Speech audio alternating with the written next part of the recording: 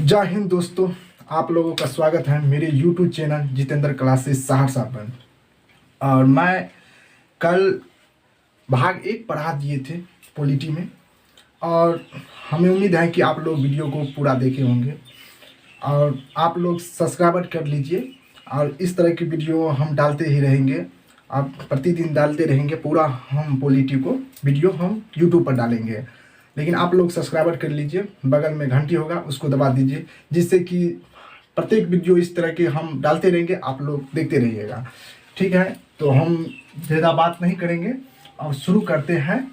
आज हम पहले कल ही हम बोले थे आप लोगों को, जो पॉलिटी भाग 1 पढ़ाने के बाद हम कल नागरिकता पढ़ाएंगे। और नागरिकता से पहले हम अखंड भारत, हमारा भारत कैसा है, कैसे पहले पूरे अखंड भारत था, म्यांमार से लेकर के भारत जो वर्तमान में भी जो भारत है वहाँ, और म्यांमार, भारत, पाकिस्तान, अफगानिस्तान तक था।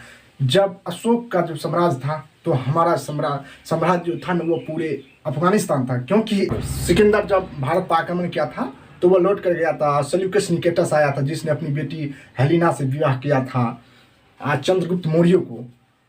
उस चंद्रगुप्त मौर्य का पोता है अशोक। ये सब आधुनिक भारत में आएंगे। प्राचीन भारत में ये सब होता है, तो वो सब हिस्टोरी का चीज़ है। तो वो सब चीज़ बात क्या है, जब हम हिस्टोरी भी पढ़ाएंगे तो उसको भी समझा देंगे। लेकिन आज हमारा भारत जो अखंड भारत था उसके बारे में चर्चा करते हैं। क्यों मेरा अखंड भारत टूट गया? आज भी अखंड भारत होता तो आज मैं कहाँ से कहाँ रहता मेरा भारत, तो भी मेरा भारत बहुत ही महान है। तो वही पूछते हैं कि मेरा अखंड भारत कैसे टूट गया, उसके बारे में आज हम चर्चा करने जा रहे हैं। कि मेरा भारत जो अखंड भारत था पहले, अखंड भारत जो आज टूट करके इतने में ही बचा हुआ है, क्योंकि इतने में ही बचा हुआ है मेरा अखंड भारत।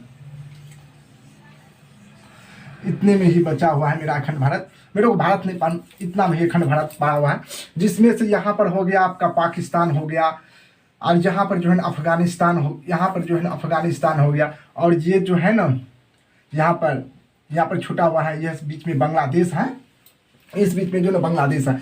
तो ये मेरा भारत जो अखंड भारत था, ये पहले पूरा ही भारतीय था। इधर म्यांमार है, इधर जो म्यांमार है इस साइड में म्यांमार है, और ये अखंड भारत टूट करके इतने में सिमट गए। जब 1893 में डुरंड लाइन खींच दी गई थी, जिससे जो है ना ये अफगानिस्तान ये भारत से अलग हो गया था। डुरंड लाइन खींच दिया गया था 1893 में डुरंड लाइन खींच दिया गया था। डुरंड लाइन खींच दिया गया था, डुरंड लाइन, जिससे जो है ना अफगानिस्तान भारत से अलग हुआ था 1893 में। उससे पहले भारत का ही हिस्सा था। 1893 लाइन खींच कर इस भारत से अलग कर दिया। फिर क्या हुआ, 1935 जब आया, 1935 ईस्वी में म्यांमार को अंग्रेज सब म्यांमार को भी अलग कर दिया 1935 ईस्वी में। और ये अखंड भारत का दूसरा टुकड़ा था। अखंड भारत का पहला टुकड़ा ये था, मेरा भारत अखंड भारत का पहला टुकड़ा 1893 में अफगानिस्तान को अलग किया था। अफगानिस्तान को अलग किया था 1893 में। और जबकि 1935 में म्यांमार को अलग किया था। इधर है म्यांमार, तो म्यांमार को अलग किया था। जबकि ये पाकिस्तान जो है ना, पाकिस्तान और ये बांग्लादेश है, तो पहले पाकिस्तान और बांग्लादेश दोनों एक ही था। 1947 में जब भारत आज़ाद हुआ था तो ये पाकिस्तान का जन्म हुआ था, यानी कि ये पैदा हुआ था, ये भारत का ही बेटा है पाकिस्तान।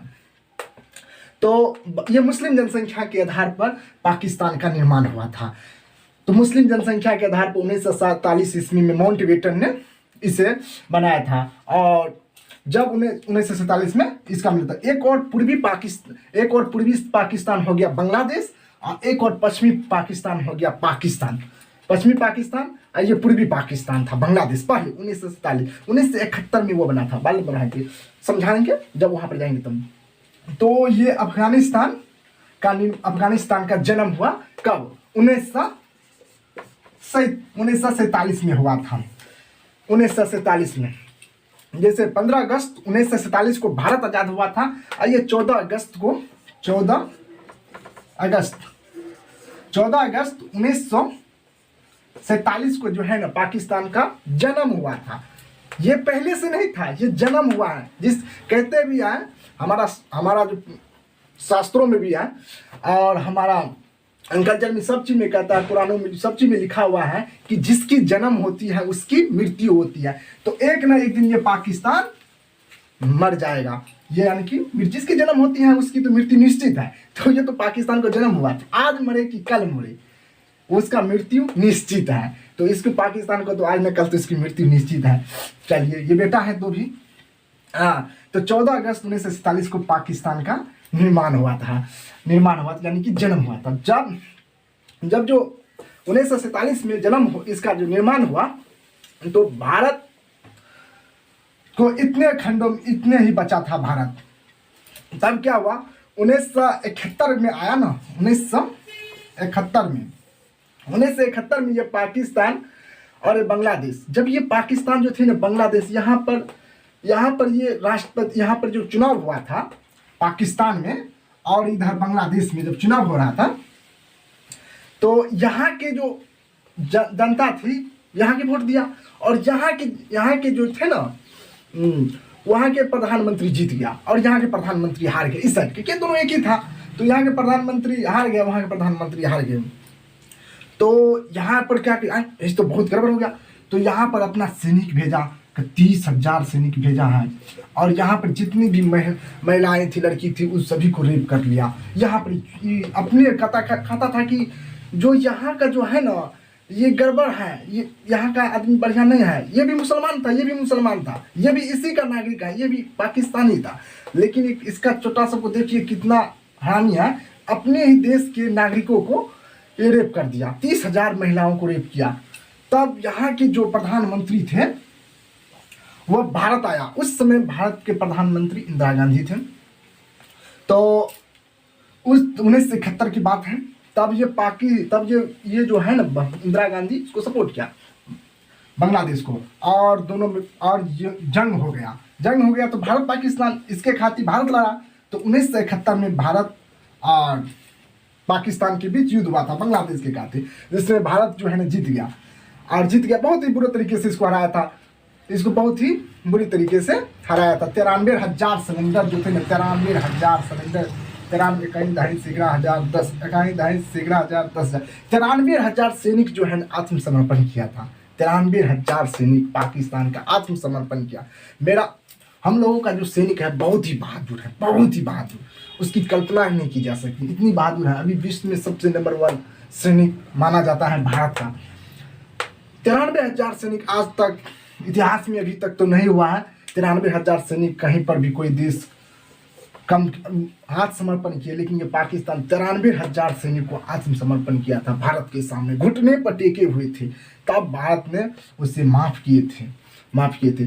तब ये 1971 में एक और तब ये पहले पाकिस्तान था, एक और पूर्वी पाकिस्तान, पश्चिमी पाकिस्तान। तो ये बांग्लादेश का तब निर्माण हुआ। तो 1971 से पहले ये तो पाकिस्तान था, 1971 के बाद वो क्या बन गया, पूर्वी बांग्लादेश हो गया।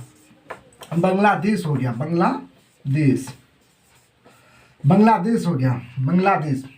1971 के बाद वो बांग्लादेश बन गया और ये पाकिस्तान, इससे टूट कर वो देश का नाम बांग्लादेश होगा। तब भारत और पाकिस्तान के बीच का जो ये बॉर्डर है इसको डुरंड लाइन के नाम से जाना। डुरंड लाइन में रेड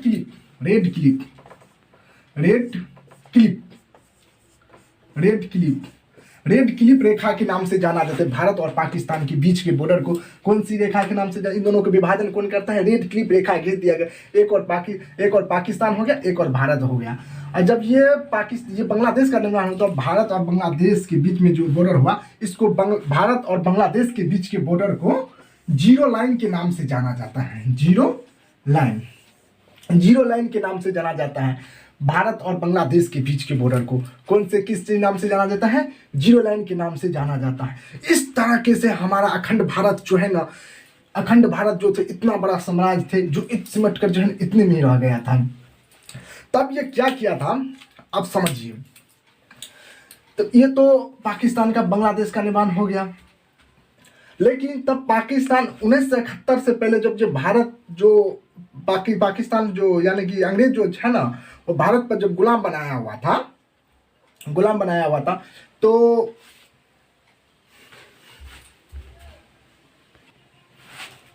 हाँ, तो हम ये बोल रहे थे, जब पाक भारत जो आज़ाद हुआ था 15 अगस्त 1947 को, जो भारत जब आज़ाद हुआ था, तो उस समय जो अंग्रेज सब क्या कर दिया था कि भारत को जो है ना, अंग्रेजों ने कहा कि भारतीय रियासतों को 3 विकल्प दिया था।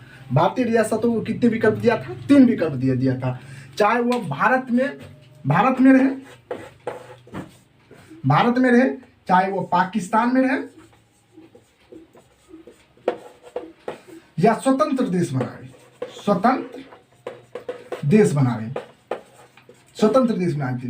ये 3 विकल्प दिया था जब भारत आजाद हुआ था। तो ये अंग्रेज सब ने भारतों को जो तोड़ने के लिए देखिए कितना चाल चला था। 3 विकल्प दिया, भारत में रहे, चाहे पाकिस्तान में रहे, चाहे स्वतंत्र देश बनाओ, और देश बनाओ, नया देश और बनाओ।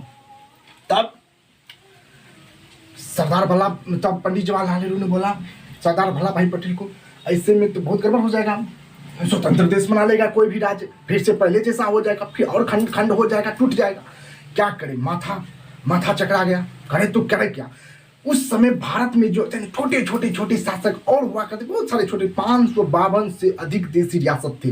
552 से अधिक देशी रियासत हुआ करते थे उसमें। 500, अब 552 से अधिक देशी रियासतों को मिलाकर एक फेडरेशन बनाना संभव ही नहीं था। फेडरेशन तो कल हम पढ़ाए थे जो कोई छोटे राज्य आपस में मिलकर केंद्र को जो है ना पैसा देगा, उससे जो है ना एक देश का निर्माण होता। लेकिन उससे कोई राज्य जो है ना अलग हो सकता है, जब मन चाहेगा उससे हम अलग हो सकते हैं। तो ये गड़बड़ है, फेडरेशन बनाना ही संभव नहीं है। अब करे तो करे क्या?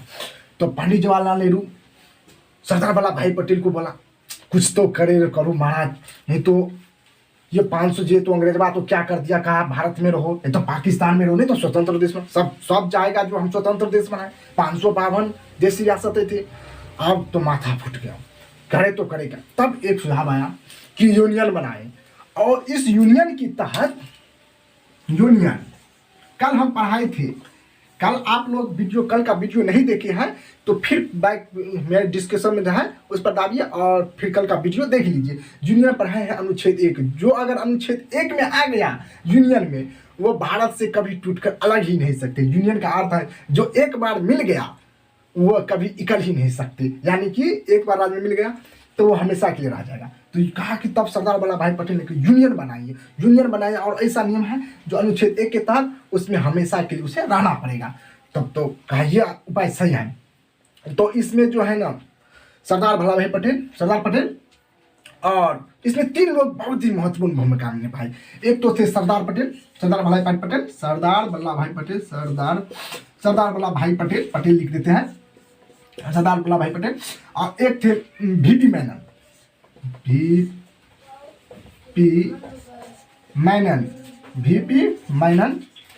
एक थे माउंटबेटन।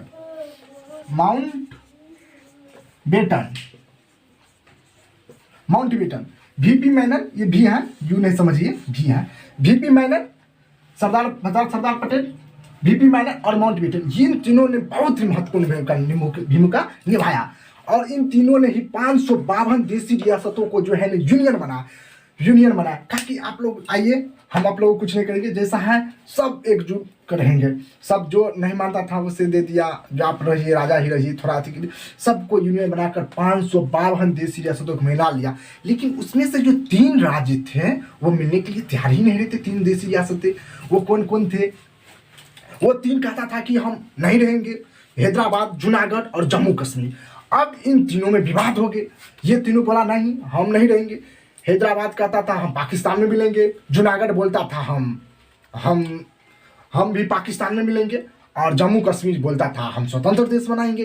अब करे तो करे क्या? सरदार वल्लभ भाई पटेल बोला साला ये तीनों तो मिलता नहीं है, अब करे तो करे क्या? तब एक बात समझ में आया कि ऐसे नहीं मिलेगा। तो सबसे पहले उन्होंने हैदराबाद को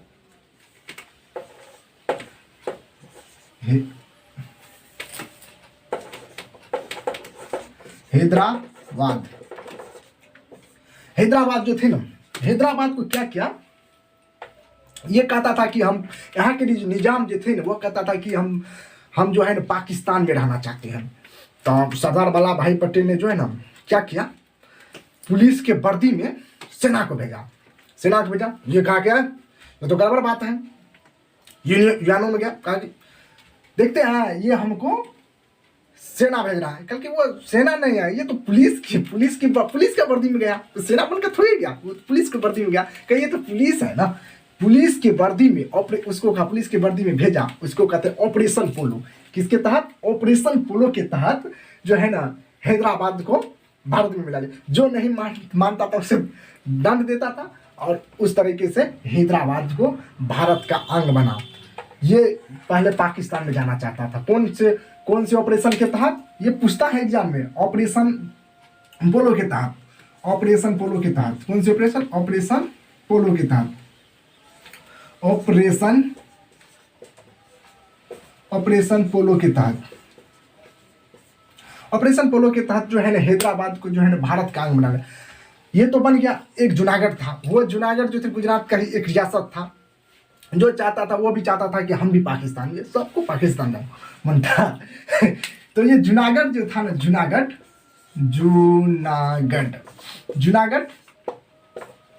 ये जूनागढ़ जो था ना, ये भी बोलता था पाकिस्तान। तो इसको भी क्या किया सरदार वल्लभ भाई पटेल ने, कहा कि ऐसे नहीं मानेगा। यहाँ के तो आदमी समझ गए, सरदार वल्लभ भाई पटेल यहाँ की जितनी जनता थी वो हिंदू थे। तो हिंदू तो जो मुस्लिम ज्यादा कहता था कि हम पाकिस्तान में ले जाएंगे। तो इन सरदार वल्लभ भाई पटेल समझ गए यहाँ पर इससे अच्छा है कि इसमें जनमत संग्रह करा ली। जनमत संग्रह का मतलब ये होता है कि इलेक्शन करा ली। तो इलेक्शन के तहत जो है ना इसे जूनागढ़ को इलेक्शन कराया, और इलेक्शन में जो है ना जूनागढ़ को भारत वहाँ पर वोट मिला, और अनुपात में जिसका ज्यादा बहुमत होगा वोट गिराया। जिसको भारत में रहना है भारत में, और जिसको पाकिस्तान में रहना है पाकिस्तान में वोट गिराया। तो उसमें देखा किसका बहुमत है, बहुमत देखा भारत में लोग ज्यादा रहना चाहता है, पाकिस्तान में कुछ कम। उस तरीके से जूनागढ़ का भारत का क्या बना लिया, अंग बना लिया जूनागढ़ का। जब जूनागढ़ भारत का हिस्सा बना, और एक जम्मू कश्मीर था। जम्मू कश्मीर का लंबा टॉपिक है, देखते हैं जम्मू कश्मीर का। इसको मिटा देते हैं। जम्मू कश्मीर को, अब जम्मू कश्मीर में थोड़ा लंबा है, देखते हैं जम्मू कश्मीर। ये जम्मू कश्मीर क्या कहता था, यहाँ की जो जनता थी ना, जितनी भी जनताएं थी ना, समझिए गौर से समझिए, यहाँ की जो जनता थी ना वो मुस्लिम थी जनता, लेकिन राजा जो थी यहाँ की वो हिंदू थे। वो हिंदू राजा कौन थे? हरि सिंह थे। हरि सिंह ने बोला क्या सरदार वल्लभ भाई पटेल से कि ना हम भारत में रहेंगे और ना पाकिस्तान में रहेंगे, हम अपना एक स्वतंत्र देश बनाएंगे। अब करे तो करे क्या, अब तो अंग्रेज सब बोल कर चले गए, 3 विकल्प दे दिया, भारत में रहो, पाकिस्तान में रहो, या स्वतंत्र देश बनाओ। अब करे क्या, उस समय तो हम लोग तो गुलाम से जिंदगी तो शुरुआत की ही थी। तो हम लोग तो उतना पावर तो नहीं था उतना, क्योंकि उतना सैनिक तो धीरे धीरे ना स्टेमिना बढ़ा और धीरे धीरे सैनिक का विस्तार हुआ, उस समय तो नहीं था उतना। तो करे तो क्या, ये कहा कि हम जो है ना एक स्वतंत्र देश बनाए। आप करे तो क्या, लिख दिया है अंग्रेज सब। तब कहा ठीक है, तो ये कहा कि हम अलग देश बनाएंगे, तो बना लिया।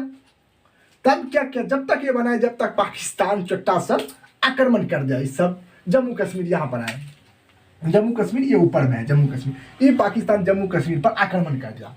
जब आक्रमण किया तब यहाँ के जो राजा थे हिंदू थे, हरि सिंह, और ये किसके कहने पे किया, शेख अब्दुल्ला के कहने पर। उसका जो थे ना वो बहुत बड़ा मंत्री था।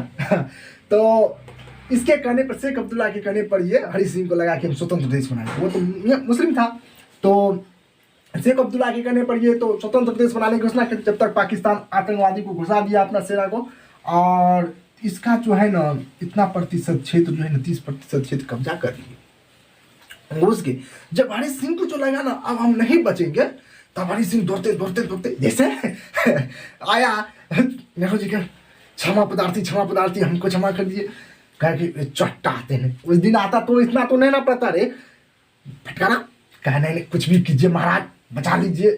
कहा कि ठीक है। बचा लेते हैं। जब सरदार वल्लभ भाई पटेल नहीं नहीं नहीं इसको नहीं बचाएंगे, आओ तब बोला कह कि कैसे कहना, सरदार वल्लभ भाई दिमाग की बहुत ही तेज आदमी थी, बहुत ही उससे अगर वो रहता ना अगर बहुत ही गजब रहता। तो क्या किया सरदार वल्लभ भाई कहा कि 26 अक्टूबर 1947 को 26 अक्टूबर 1947 देखो आज़ादी के कितने दिनों के बाद, अगस्त में आज़ाद हुआ, अक्टूबर में हमला कर दिया पाकिस्तान। आज 26 अक्टूबर 1947 को कहा कि हरि सिंह को कहा इस पर साइन कीजिए और विलय पत्र पर हस्ताक्षर करा लिए और कहा कि ये भारत का ही अंग है, भारत का ही क्या है अंग है, तो इसे भारत का अंग बना लिया। 26 अक्टूबर 1947 को विलय पत्र पर हस्ताक्षर करा के जम्मू कश्मीर को भारत का अंग बना लिया। जब भारत का ऐसे अंग बना लिया तब बोला हाँ आप सेना को भेजो, सेना को जब तक भारतीय सेना पहुंचे तब तक ये भारत का 30% क्षेत्र कब्जा कर लिया था। यह जम्मू कश्मीर का जो थे 30% कब्जा कर लिए थे। तो यहाँ पर दोनों का घमासान युद्ध हुआ और अंततः इसको पराजित कर दिया। ये एक बार में जीता है भारत से, भारत इसको बार बार मारता है, चट्टा सा फिर नहीं समझता है, फिर लड़ने के लिए आता है, इसको बहुत मारा पाकिस्तान को। जब ये पाकिस्तान यहाँ से 30% लेकिन तब तक कब्जा कर लिए थे और ये भी ले लेते भारत 30% जो क्षेत्र कब्जा किए थे वो भी ले लेते। इसमें भी गलती पंडित जवाहरलाल नेहरू ने किया। ये क्या यूएनओ में चल गया, यूएनओ होता है, यूएनओ में चल गया इस मैटर को लेकर। देखिए पाकिस्तान जो है ना मेरा 30% क्षेत्र कब्जा कर लिया तो यूएनओ में चल गया। अब यहाँ पे कहता है कि ठीक है तो यूएनओ में चल गया, तो ये कहता है कि चलो वोट कराओ, कौन है तो वोट अभी कराएगा तो यहाँ पर तो ज़्यादा जनसंख्या मुस्लिम का है, तो यहाँ को पता चल अभी तो जनसंख्या ज़्यादा मुस्लिम का है, तो हो सकता है कि अगर यहाँ पर इलेक्शन कराए तो क्या पता यहीं पर जा सकता है, जिसे जूनागढ़ को किया। तो इसीलिए अभी तक इलेक्शन यहाँ पर नहीं करना। अभी हम लोग जो भारत का है ना, अभी यहाँ पर से अभी जो मोदी जो आया है, मोदी जी यहाँ पर तो इसको हटा दिया धारा 370 को। अब यहाँ पर भारत के लोग यहाँ पर जा सकता है, बस भी सकते हैं। तो आप धीरे माहौल चेंज होगा 50 साल के बाद, 20 साल के बाद जब मोदी जी पूरा कर देंगे तो यहाँ पर इस बार पूरा तब इसको मिला लेगा। अब मिला लेगा, आज मिलेगी कल मिलेगी। इसका नाम अभी पीओके है। इस 30% जो कम जाते हैं इसको पीओके नाम है। तो इस तरीके से भारत का भी देखते हैं कितने बड़े टुकड़े हो गए। तो इसको भी अंग भारत का बना लिए। तब देखते हैं आगे, जब अंग बना लिए तो भारत को उस समय जो है ना अंग्रेजों सबने ABCD में बांट दिया था। कितने में बांट दिया था? ABCD में राज बटा हुआ था, जिसमें जो एक थे ब्रिटिश प्रोविंस, इसमें जो रहता था ना इसमें जहाँ अंग्रेज जो शासन कर रहे थे उसमें 9 राज्य थे। जापानीज लिए इसको ब्रिटिश प्रोविंस कहते हैं। इसमें अंग्रेज यहाँ पर जो है ना अंग्रेज शासन करता था उस राज्य है। और इसमें जो है प्रिंसली स्टेट इसको कहते हैं। इसमें भी जो है ना 9 राज्य थे, ये देशी रियासत थे जहाँ देशी रियासतों का शासक हुआ था। इसी तरीके से जो है ये जो है ना ये क्या बोले, ठीक है क्या बोले, हाँ ठीक है। तो हम बोल रहे थे ये ब्रिटिश प्रोविंस होता है। इसमें जो है ना ए राज्य में बांटा हुआ था, इसे ब्रिटिश प्रोविंस कहते हैं। इसमें 9 राज्य जहाँ अंग्रेज जो है ना शासन करते थे। ये देशी रियासतें का इस पर अधिकार था। तो इसमें 9 राज्य आते थे, इसको जन कमिश्नरी कहते हैं।